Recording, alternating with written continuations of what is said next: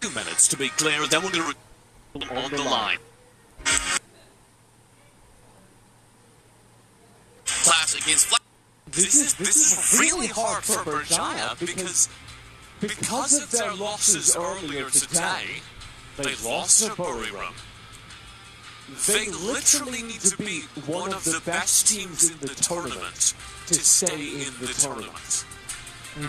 And to actually add on top of this factor out here, perhaps they did watch the first matchup when they were facing off against Buriram. Buriram actually took majority of the lead. Now, the Dragons just need to reenact it, but to make things better overall. Now, moving into advance, there's not going to be any Lee Sin, Galio, Gragas, or even Camille. So, one of the better options on the table will definitely be the Ziggs to really put in the pressure and have a generally safe lane coming in through the mid-side for Bruce. This is a very Flash Wolves pick. They love to have the potential to poke at range. And Berjaya, I like this, are already building a counteractive playstyle. This is, and Jarvan always is, a team fight-focused composition. And there's a really good combo built in to Seraphine plus Jarvan, because the Cataclysm opens up for easy encores every day of the week. And I don't really agree with picking up the surfing all too early because Ethan is having that Rakan free. We saw what the Rakan did today. He stole the Baron. He absolutely ran through the entirety of the teams that he was facing against, and Ethan was just playing a perfect day of Rakan. And once again, that Zyra Rakan combo will not be stopped right here, which may raise even more eyebrows. Like, the Giant Dragons, did they really think this through? But perhaps there was another plan right here, and it all has to be this final pick. Okay, this is the first Annie that we are seeing in the competition, but to let you know, this isn't entirely new. Because the Giant Dragons... It's an elimination game, though, as they pull out the first ever tournament Annie. I don't know what to really say about this. Okay. I love it. I know what to say about it. This is such a good team fight comp they've drafted. I love this Berjaya draft. I would take it any day of the week over what Flash Wolves have drafted. The only exception to that being in the jungle, where I think Kha'Zix could get very scary. Other than that, though, Berjaya have won this draft because they've drafted a very easy to execute team fight composition. It hinges around the Jarvan. You can follow that up with all of Seraphine's kit, Varus' long-range poke, and the Annie. The Annie is going to combo so well into this because she's very easy to land, AoE targeted spells. If you can land the Cataclysm and put Tibbers in there, if you can land the Cataclysm and put an Encore and Tibbers in there, throw in a Varus arrow, you are just instantly winning team fights. Yeah, when we talk about after we put a killer, so in the early game, just go ahead.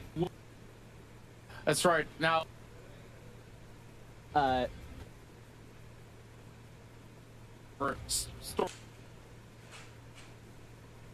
without dropping a game, Flash Wolves would be the only team to get out of groups completely undefeated. But on the opposite side, as you set up, Berjaya Dragons, in order to stay in this tournament, need to win this game. And that only gives them a chance. They still need MVP to lose their next game, the final game of the day. But at least they're in with that shot, that chance at tiebreakers. If they win this game, if they upset Flash Wolves, beating the unbeatable team.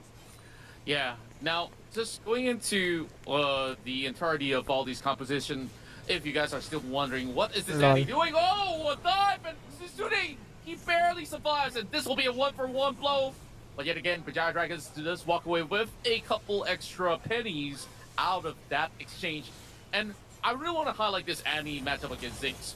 I've traditionally played this matchup for years ago, before I even hop onto Wild Rift.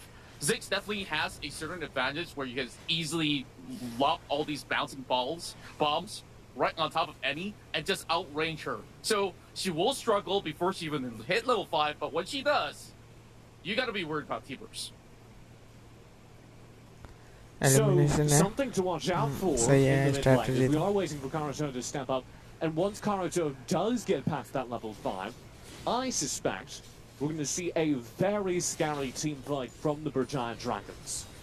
I'm going to focus in on the trade we saw up in the top lane as well, though, because I do think it's worth mentioning. First Blood, as you referenced, went over to Brigade Dragons, so they get a tiny bit more gold, but probably not worth making a big deal out of. What is, I think, worth making a big deal out of is that Chili gets that kill. So that gold goes on to the jungler, who can now apply it to other lanes, and will be able to get to that level 5 a little bit quicker, which is very important, because Jarvan kind of begins to exist at level 5. Oh boy, he just went a kill right down the bottom side as well. So far, it doesn't seem to be working out. Disastrous. Like, this is where you want to get a hit, sure, but then again, if you don't have the lane surviving, it doesn't make any sort of reason for him to even come in for a gank. Sagi is absolutely struggling, and this is a Rakan versus Xayah combo which has been feared by many, which nobody inside of this group has ever addressed the issue. I've talked to the rest of the panel hosts, and if I were to ban against Flash Wolves, I need to invest in one ban on this Rakan, or just steal it away. I think the real answer here is Eason's Rakan, which you could see there finding the opening. We cut in a little bit late, but it was Eason's Rakan that got Sagi, that found that opportunity. Eason stole a Baron on Rakan earlier today. Eason got a double kill on Rakan earlier today. It's just terrifying. Eason is right now one of the best support players in this tournament, in Southeast Asia, in Wild Rift, in my estimation. That's very much true. Now, looking for a dive for the bomb side. Winter now has to actually force his flash. Morel soaks right in. Instead, they counter on Sagi, and things go from bad to worse. Sagi now getting shut off completely, and it's all about Eason again. We have raved about this Rakan, and he has shown up. Eason able to flash in there, find the charge, find the knock-up, and that makes the difference. It gives Flash Wolves a complete shutdown onto the Brigade Dragons AD carry. What are they going to try and do? They're going to get 2 plates back in the mid lane, and I don't think that makes up for how much they've just lost. Brigade Dragons do at least get a little bit more than that, also getting 2 plates in the top lane, which will somewhat mitigate the gold loss, but Flash Wolves have completely shut Sagi out of the early game and gotten first turret. And that first turret should open up. Oh! What a timber! Stopping in with a double stun and loss out of the Encore as well. Now the rest of Flash Wolves, they're trying to move aside.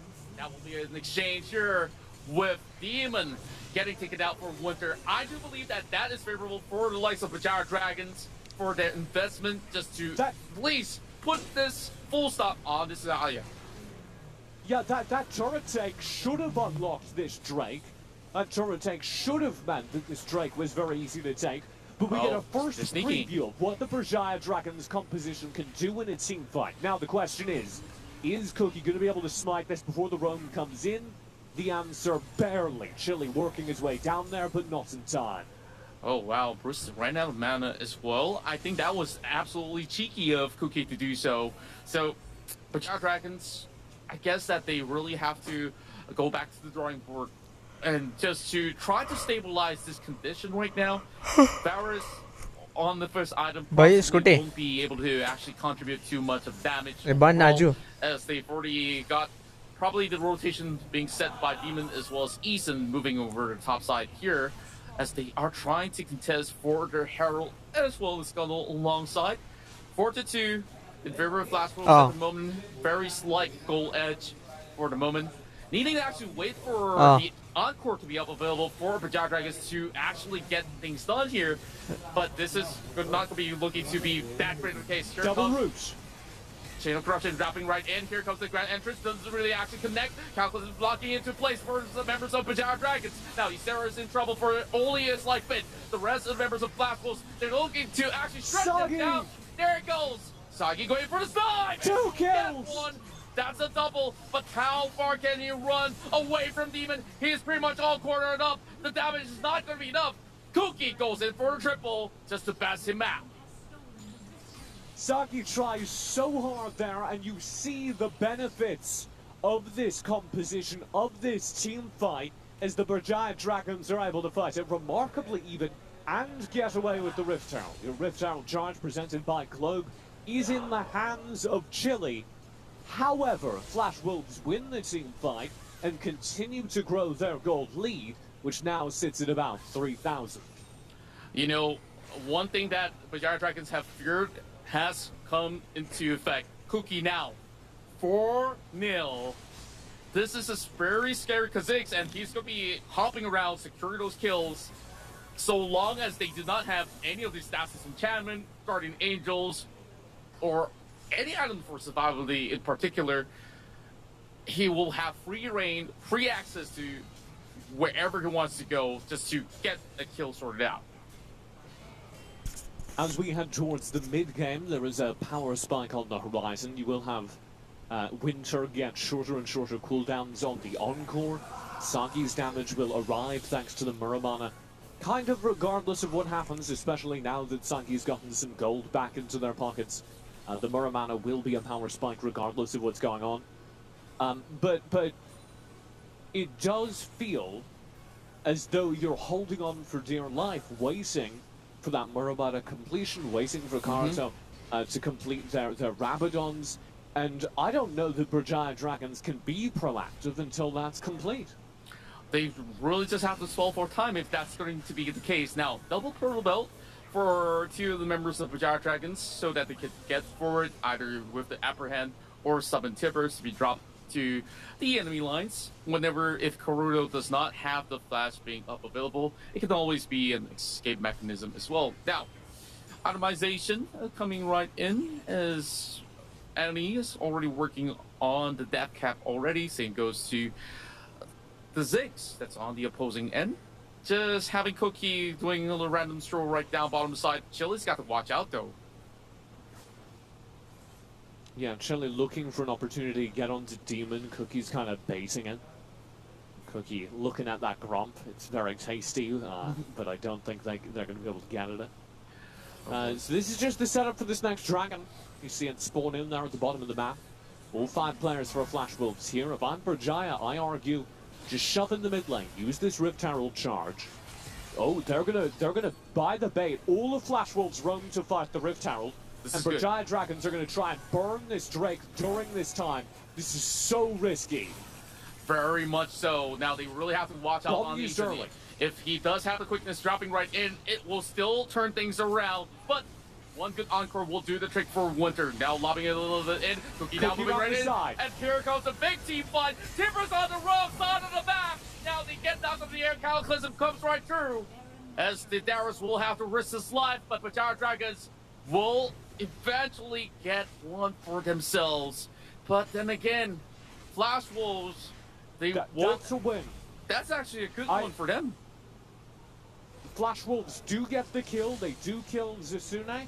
I would argue, unless Flash Wolves turn instantly for this Baron, which would be a bit much even for them, that is a win for Berjaya. Because again, they are just waiting for this team fight composition to come online. And they got out of that with the Dragon, which means that Flash Wolves aren't going to be able to insta-win the game with a pickup of the Elder Drake later. I was really blanking on the name Elder Drake. They also get an Ocean Drake, which is very important for this team. Karuto, you're right, didn't land a huge team fight Tibbers there. Spent Tibbers instead, as I was talking about, he was going to be spent chasing Cookie away from the backline flank. Which paid huge dividends because it kept Sagi from dying. Yeah, I think that is definitely a necessity right there. But if you were to actually drop it, maybe in the front, it will be better. But, with the Grand Entrance popping right in, this time round, Karu does not survive at all. Not even forcing a flash out of that situation. Chile will have to opt out. After a little bit of a poke and skirmish, I guess Flash Wolf is getting what they need to. Slowly and steadily, picking it one after another. Well, I still don't know. Like, the trade is still relatively even with the bot turn being exchanged for a player. You take that most days of the week. Zasune getting a lot of gold back onto them, trying to steal away these Raptors as well. We'll get away with it. But Berjaya Dragons, like, that was just a mistake from Karuto. I don't know why Karuto was so far forward at that turret. There's no real way to defend that turret in that game state, and you have to be able to recognize that. This is warded. They know what's up. That's right. Giant Dragon's making a beeline towards this Baron. Flash Wolves, it's a bait. They're trying to get a team fight out of it because they know that Giant Dragons at some point will be able to properly team fight to an extent that is terrifying. So the Flash Wolves are doing the right thing. They're trying to force a team fight during these next 3 to 5 minutes when they still have an advantage. Yeah, and this is one of the first few times that we can see that Giant Dragons, they're being a lot more cautious, a lot more wary of the enemy's positioning. Here comes beautiful apprehend. The Gibbers does not land though, so Eason will be able to trade right back, running them over with the quickness. Now that will buy enough time for the rest of Flash Wolves to join right in, but Sarah is coming from the side, and here comes the Encore, Double just Encore, pulling them back as well. Tsune, he survives, but he goes in for another apprehend. He tries to slap him up with the Electric Guillotine. Not the right move. He risks his life again, which he could and should have actually survived. But Saki gets a massive kill there, and you've got Karato following up. It's a 2-for-1 trade. Giant Dragons win out the team fight.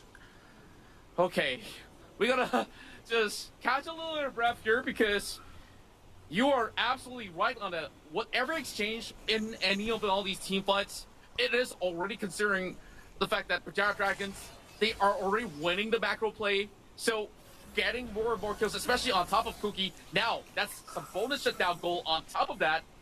I guess this is where BJD is going to be great. And also, it's like meta-textually incredible because it was such a long-range arrow for Saki to find that kill onto Cookie that it bodes very well for Berjaya because you know going forward that Saki is on point. Saki is feeling his Varus play right now. Yeah, now the only problem here is Mega for Rump. That's a waste. Winter pretty low, but I agree. A little bit wasted, but these have been some very rough Mega Inferno bombs from Bruce. And that is the second time it's spent very early on, and it does not achieve much. Half HP on the Dragon. Oh, might just be actually a steal here, but Flash Wolves will be able to actually make this one in. Here comes the Encore, and the Resident will follow. The Match Injustice will not be able to kill him off just about yet, but Tsune will still fall. And Sarah still going for the chase. Now hopping onto Karuto. Karuto will be able to hold his own. BJD, they lose 2 men out while Flash Wolves had it clean, but they barely had Demon surviving. I don't think that was necessary. Oh, Saki, very nearly finding an exit kill. I don't think that was necessary. I think Berjaya really, you obviously want to contest that Dragon, but Saki and Winter Karuto, like the core of the team, get really out of position there. They drift away from the Dragon. They very obviously don't want to fight it. And Shelly and Zisune are not on the same page. They rush in for the team fight 2v5, and there's just no way they win that. So I don't know whether or not that was just the chaos of the team fight over on Berjaya, the right call getting lost, but something went wrong in the communication there, and it hurts Berjaya badly. Yeah, and after that, this will be the cause and effect of that bad team fight that went down, but Chili's going to be looking to lock in Bruce. He does have the flash available, and here comes the Megadon from Bomb as well. Cookie, he's hopping right back. He will just turn invisible for the slightest bit, but Chili is still hoping to actually turn this one around when he does have the chance. Okay, now looking for the second coming. Let's go! Four-man! Eason! Eason, are you kidding me? And Cookie will not be able to survive out of that. Demon now diving right in. Saki turns golden, but Demon, he still has the barrier intact, so he will be pulling the blade caller right in. Tsune survives with only 1 HP, but Flash Wolf got more than what they needed. And Eason on the Rakan does it again and again and again. And here he goes in for 2 massive knockups, winning the team fight for Flash Wolves and quite possibly ending this tiebreaker run from Berjaya Dragons. I simply don't know how you overcome that. Yes, the team fight is online now for Berjaya, but they're being outscaled because they did not win the critical team fights. At this point, you got a 10,000 gold lead in the Flash Wolves' pocket, They've got 2 Drakes to your 1. They're looking at that Elder that's about to spawn, and it doesn't much matter what Berjaya want to do in these team fights because they cannot execute it. Yeah, and now look at the build for Sagi. He's going for a little bit of a dose of an AP. I guess it does somewhat work for some Baron's build, but I want to see the completion of it to actually, first pick his brains out for a little bit. Now, Flash Wolves. Isara's going to be able to soak in all the damage so that the quickness will connect where Chili will pick up. And he will be landing the Cataclysm just to buy a little bit more time for a little bit more health, but the Master Justice will find him. Now with the next one here, a beautiful bear on top of every other member of the side of Flash Wolves, but Demons is running every member of the Giant Dragons down, slaying the beast, slaying them down.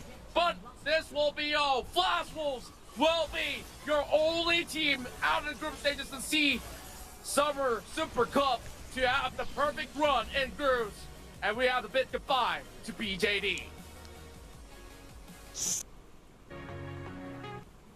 Will be up against MV. Impurity could actually be thinking of whatever happened, but here comes Phoenix looking for a pick. Bush will flash ahead of the Taunt while Boar in trouble around the side. Everyone gets away. Impunity in the meantime are going to try and answer this Drake, as you were talking about there. You know, lives aren't looking terribly good right now. They're going to try and split push in a turret on the top side, boost that Singe down to head as a win condition. Wildboar in the meantime hovering around here. There's the tidal wave, steal attempt. Still a lot of HP on the Drake, which means there's just no way that steal happens. Wildboar is detonated. So much damage coming out there. This is going to get worse. Bush caught out as well by Gov. Bush will step forward into this, try and find a second kill. Killer instinct. Oh, he's got him. That'll be all though. Susaka doing a lot of damage. To go back to Onyx, they win out the exchange. Now 7-3 in the kill feed at the top of your screens with a 2,000, 3,000 gold lead. Yeah, I don't agree with having the redemption just to pop right there because there's not enough minions for Onyx Esports to push it down, but that definitely went well for Onyx Esports overall, just knowing how to bait the rest of Impurity Esports just to commit. While Swirl could have actually joined right into the fight as well, but he was just thinking about, you know, dropping in Mega Inverter Bomb for quite a far, if that's going to be able to work out to snatch that one away. While we did have another kill slightly off camera, and this one goes to Impunity. Young Dove overstepping here by the Rift Herald, which might buy Impunity some space. Flushbot will go in up top, instantly charmed. Tidal Wave to bail him out. Rift Herald does go over to Impunity, smite it away as the Globe Rift Herald charge, but Swirl's caught out on the retreat, chained down by the Hextech Ultimatum. Flashes up the wall and Huntjaeger is waiting. Huntjaeger will go down, but not before they find another. Scarlet and Swirl both gone. Make it 3. Wildboar falls. Parker swooping through the top side of the map, and they're going to be shoving through mid at the same time. Tsushigata staying ahead of the redemption, and here's Parker's dive underneath the turret up top, very low, survives thanks to the shielding. They get the kill, and Onyx are running away with this. Yeah, and Onyx Esports so far having such massive improvements. He died to the Nami. That's not great. Okay, that feels bad. Just when that I was about ego. When I was just about to compliment them, that had to happen. Over staying over on the mid side, I guess they wanted to land the last tap, but instead, to the Esports, they got the Herald. Now there's another fight happening up mid. Scarlet kiting away, him and Wildboar staying safe towards the midline. I don't know how you want to frame this, as that Rift Herald doesn't take the mid turret. Is there a path back into this? I guess it's just Bush and Swirled, right? That's the Impunity path. Yeah, that's always going to be the case for the likes of Impunity. Now, I guess either side could actually look for a pick, and it starts here with Wildboar going on for a slight knockup on Gov. They know that you don't really have to fully commit on this Galio. You can easily just use Hero's entrance to just move aside, but solo kill down bot. And Bush is absolutely getting punished, even though he does have Flash available. Hunjager is just really terrifying on this Ari. We've seen it multiple times throughout this tournament, but if Hunjager is able to get out ahead, they just start doing this, finding solo kills anywhere and everywhere on the map. There's the mid turret down as we speak. Swirled is going to die. Did get the turret, goes down immediately afterwards, and Gov's gonna flash away from Wildboar, goes in with the Cataclysm. Gov reasonably low, ults out, will survive. Quattrobos in the meantime chasing down this kill. Does have damage is the cinch, but is it enough to kill Paka? Early answer, no. Paka flashes over the wall, and here comes Phoenix, tagging in to the front of this fight. Bush kiting out, drops the Cathian Rain, does a decent amount of damage, and that will buy a momentary reprieve for Impunity. In the span of 9 minutes, we're almost reaching a 10,000 gold difference. Well, make that 9,000 only for now. So hopefully Imperial Esports, if they're still going at it, going blow for blow, then they really have to stop Hunjager like you speak. But even if you have Quagbar running towards his side, look at the furs coming out of all that was space. one cycle! Contra, that was disgusting! Oh boy, oh boy. Can we actually get another burst like that again? Well, that's just not going to be doing all too much, and here comes. Three-man torn from Gov. There's the kiting Wildboard chained down by the Hextech ultimatum. Will fall. The Mega Inferno Bomb chunked down Onyx. But I don't think Impunity want to fight that 4v5, even with Onyx low HP bars. Yeah, they just really have to stash up in gold, get those items up available for both Butch as well as Swirl. Now, I just don't really know. You do have two members of the side of IMP that can actually start fights, but to survive it definitely takes quite a chunk out of the likes of these members who aren't really up ahead. And mind you, Quagbar ain't really building this tank build, which he would be able to actually take a lot more hits as per usual. Yes, you have the insanity potion that could actually help him survive a slight bit longer. Well, the only good news that he can actually get out of that is that Onyx Esports, they haven't really built any items that is related to the Grievous Wound pathway. Perhaps Corky is now working on it, but, you know, he wants that traded for us real bad. I didn't realize that Quattrobos was going full AP singed. I don't really know what to make of that. He's not going to have enough gold to really make it scary, so I suppose it doesn't matter. Yeah, for now it's quite irrelevant as we speak of it. But if we head into its deterrent item pathway, perhaps if he goes for something like this. Oh, no! He's fine. He's fast enough. Here comes Hunjager around the side. Flash will keep him safe. Oh, I didn't want to speak too soon, just in case if, you know, Hunjager will be able to hunt him down, but misses a couple of skill shots. It does happen from time to time. As an Ari, not too much to be concerned about. Package is available for Susukaja if he really wants to take it up, and of course prepare for a Baron takedown if Onyx Esports really want to shove it down the throats of Impurity. But for the moment... Oh, engaged for Wildboar. Phoenix will reciprocate. It's a good bubble out of Scarlet Petal, who's looked very good this tournament. Oh, very good tidal wave, but not enough to save Quattrobos, who is just instantly gone. Scarlet flashes over the wall to safety, leaving Bush in danger, but Bush will be able to run away. Here's Paka. Dominus Pop. What is this? Oh my lord! A hit and run underneath the Nexus turrets. What am I looking at? Wow. If I could actually make words for that. That was a drive-by. He picked up his fast food order. Yeah. Got out real fast, got his Andox, got out. From Andox, or since you're in the States, right? Or if you're currently in the UK, I'm pretty sure In-N-Out is quite popular, but Andox is the way to go. Very good. They're getting their money out of you, Contra. You as well. Impunity looking to close this out, as I do think we need to frame this conversation. Onyx will be, no matter what happens in this game, getting out of the groups here.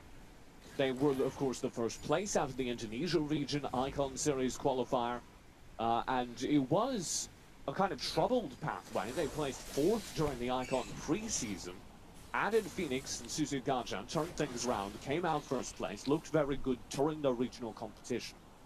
How far do you see them going as they reach playoffs? Is this a title threat team?